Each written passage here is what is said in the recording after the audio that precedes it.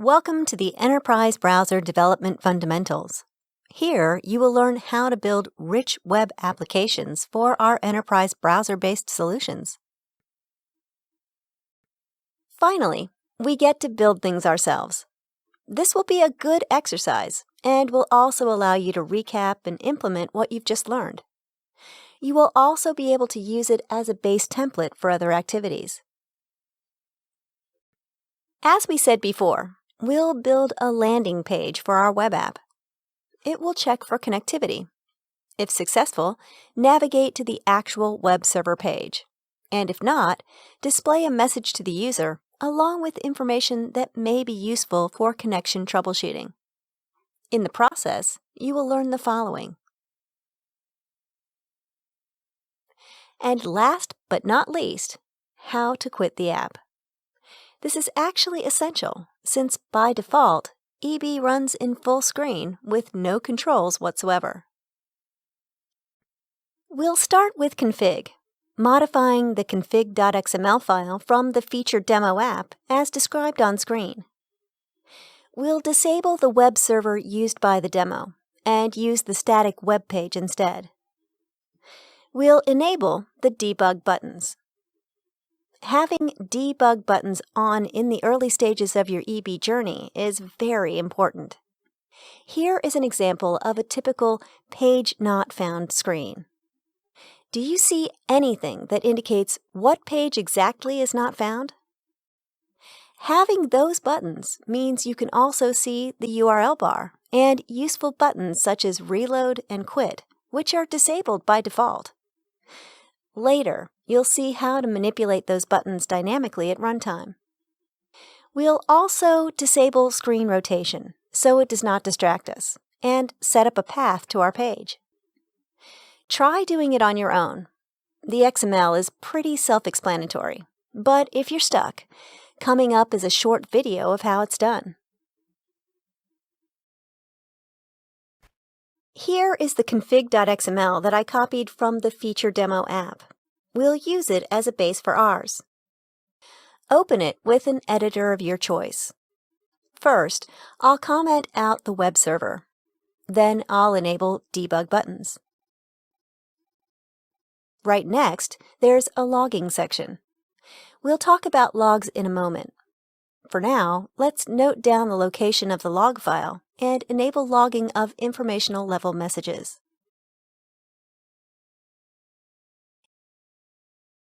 In order to disable screen rotation, I'll just search for rotate and set it to 0. Similarly, searching for start gives me the start page. I'm using Android, so I'll set it up with the full path. On my device, TC55 with KitKat, /storage/SDcard0 is actually the internal storage, so I don't have to worry whether I have an SD card inserted or not. Okay, we're done with config, and we can put it onto the device.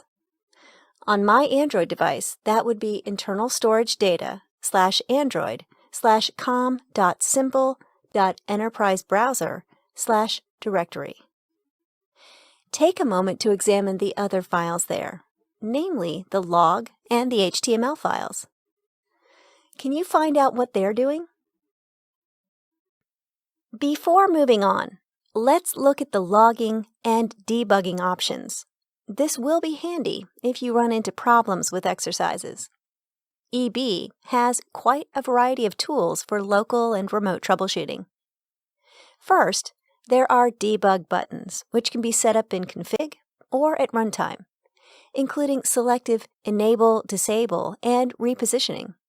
They are part of the Chrome browser, not part of DOM. Keep that in mind when they totally overlap your exit button. Check out the respective APIs, including the address bar and SIP software input panel button that allows user to bring up the virtual keypad. Then, of course, there are logs.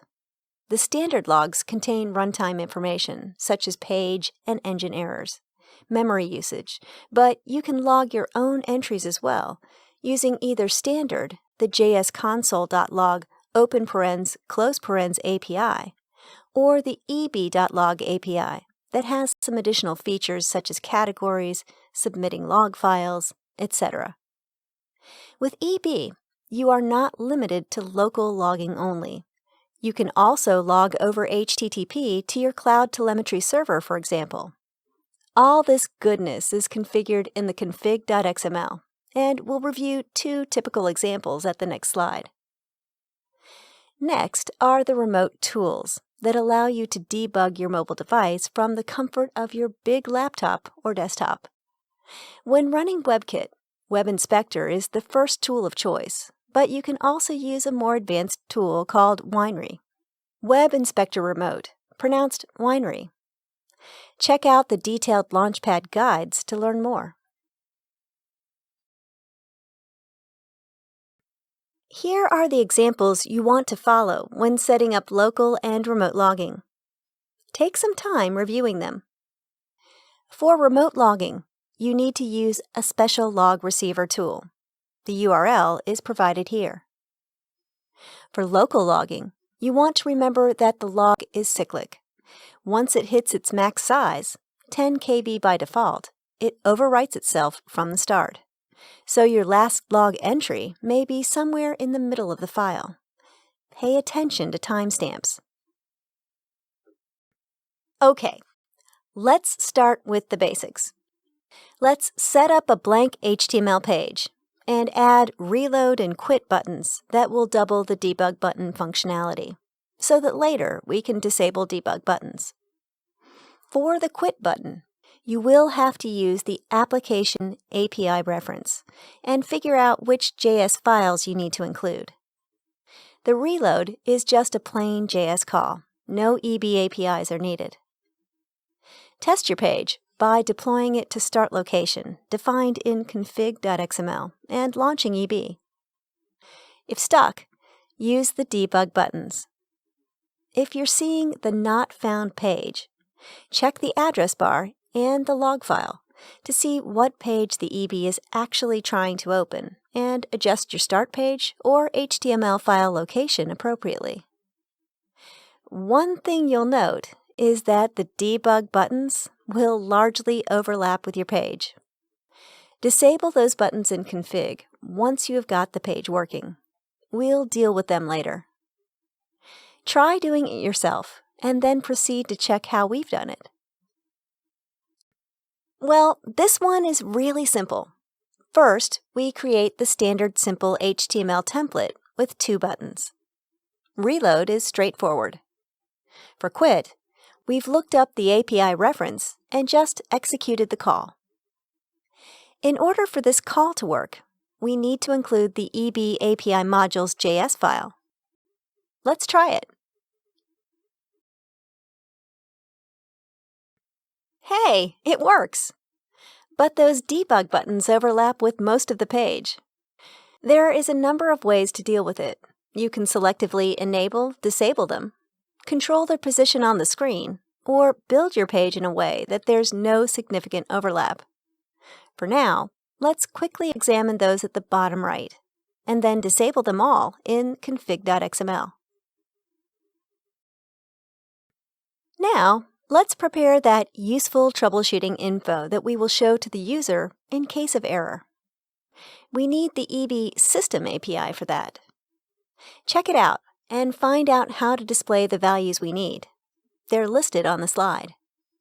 Don't do the WLAN part now, as it requires a different API. Essentially, this is a very simple JavaScript exercise. Use the body onload event to execute the JS function and populate the values. What do you replace query selector with for the old IE engine? The answer is get element by ID. It's a lot less functional, though. First, let's add all the spans to the page body that will hold the data, and an onload event.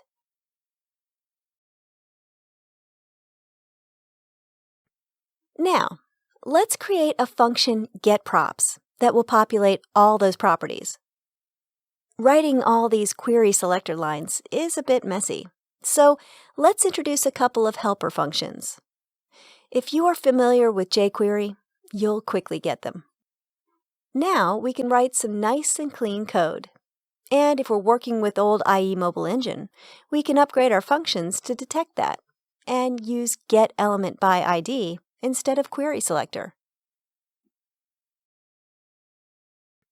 Now, we need to hook getProps into the onload function. We will also consult the reference for the reload button and quit button API to see how to enable them. That was easy. The code seems complete, but if you run it right now, it wouldn't work. Let's carefully check the API reference for these buttons. It requires a different JS include. Let's add elements.js to the page. Now we're good. Let's load the new config, HTML, and JS files onto device, and restart EB. We had config.xml changes, remember? We need to reload the whole browser, not just the page. Look at that! Those buttons still overlap, but now it's much more tolerable. You can adjust their position if you want to. You now know the screen dimensions. Check the API reference on how to do that. Okay, on to the next step. Our next step will be to implement a connectivity check and a WLAN status information. These are implemented as asynchronous callbacks, allowing us to use an event-driven model instead of direct polling, which is energy inefficient and blocks the rest of your code execution while the polling request is being processed. Think of all the network operations for a second. You will see that a lot of EB APIs implement callbacks, so we need to be able to work with them.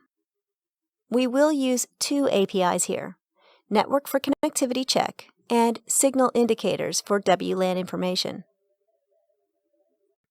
Here's an example of using the callbacks.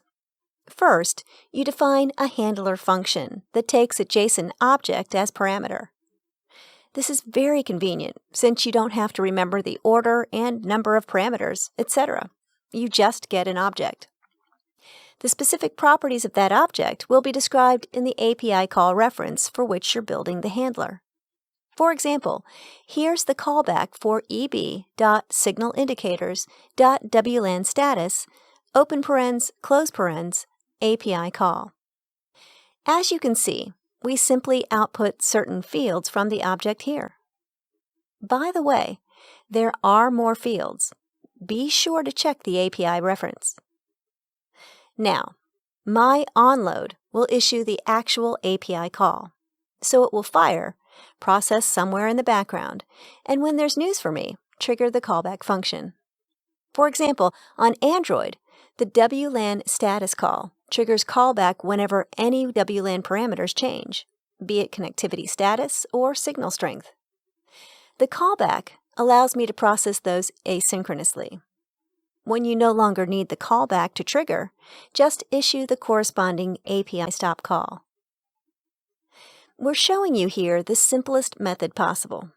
As an alternative, check out how the very same API is invoked in the featured demo app, signal.html file, in a more elegant way that requires more code lines, though. Okay, this should be sufficient for you to build the code necessary for this step. As usual, first try yourself, then see how we've done it.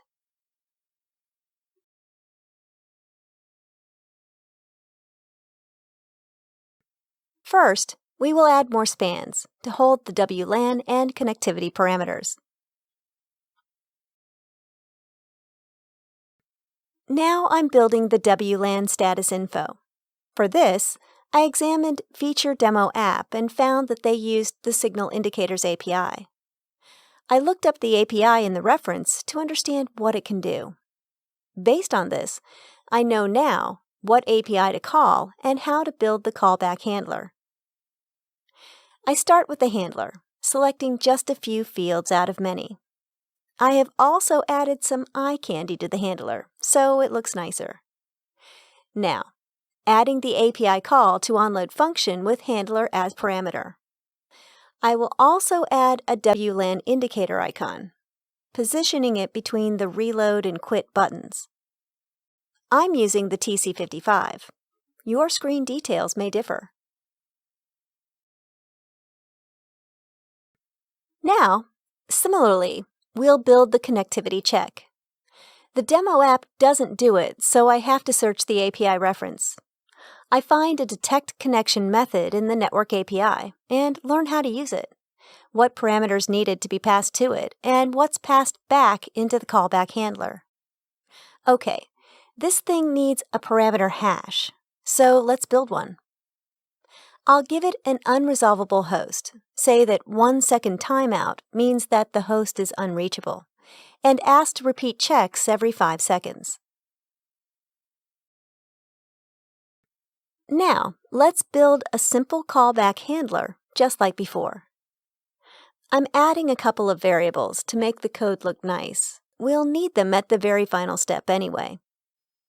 Finally, adding the API call into the onload, passing the check host and the callback function name as parameters. Okay, let's try it out. Load the page a couple of times with actual accessible and inaccessible host port parameters and see if it works as expected. You can specify host names or IP addresses there. Congratulations! We've pretty much done it. Our landing page shows all sorts of interesting info and handle callbacks. However, it's not truly a landing page. It always shows problem info. We want it to display a connecting message while checking for connectivity. On success, navigate to App Page, and only upon failure to display the details. This is pretty much a standard web development exercise with one little twist, so let's go do it. Be sure to check all the testing scenarios.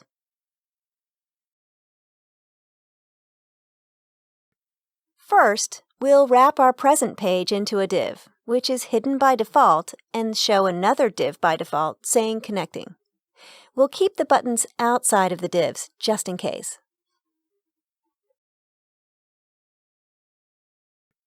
We'll modify the onload function so that it only checks for connectivity. The rest of the code should only be executed when there's no connectivity, so we'll move it where? Into the connectivity callback handler. You may also want to comment out the buttons and see what happens when your connectivity check successfully passes, but something tells me to keep them. Now, implement some logic in the network callback handler. That's where those extra variables become useful. The logic is simple. If we pass the check, we go to the page URL. If we fail the check, show the div and everything we used to show before. Okay, let's test it.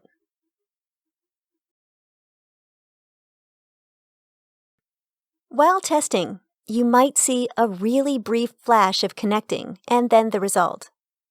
Check if your results match the outcomes we show on screen. The first two scenarios are quite simple. In the third scenario, you should see the automatic change. Can you explain why? The callback is triggered every 5 seconds, so that's what happens. In the fourth scenario, you navigate to a new page and don't see the error again, so you might think that the check is canceled. If you look into the log, however, you will see that EB is still checking connectivity, but your new page doesn't have a JS function called detect connection callback, so nothing is happening. Try serving a page that has. That's why it's important to stop the checks once you're done. So here's one final modification to our callback handler. Now the logs show that the polling is stopped. It's very important to remember stopping your async requests. Otherwise, you might see unexpected behavior, memory leaks, crashes, and other unpleasant things. Congratulations! You've made it through. Check your learning via this checklist. Are you clear with everything? If you have questions, watch the video again or ask it on Launchpad. Awesome! We're almost done. Just a few final words. Now you know the basics of EB and should be confident handling more complex APIs, tutorials, and projects. But there are a few more things you want to know to be efficient. At some point, you may run into a performance issue, or what seems like one. Check these tips and definitely check out the optimization guide posted on Launchpad. Remember that generally older WM devices have less CPU and RAM, so think whether they will be able to handle WebKit at all. Should you start selectively loading modules? Do you want to keep logging always on? Or whether you can make your web app leaner in general? When in need for more knowledge or help, Launchpad is your first destination. Also, check out what you've got with the EB installation. There is a local reference. Plus, you can study some of the API source code if you are that interested. Okay, this is it. Check if you can now answer all these questions. Hold on a sec. What about the rest of objectives? What about learning scanning and other APIs? For this, we've created a number of additional tutorials on Launchpad. Now you are competent enough to tackle them at your own pace. This is it. Good luck and have fun.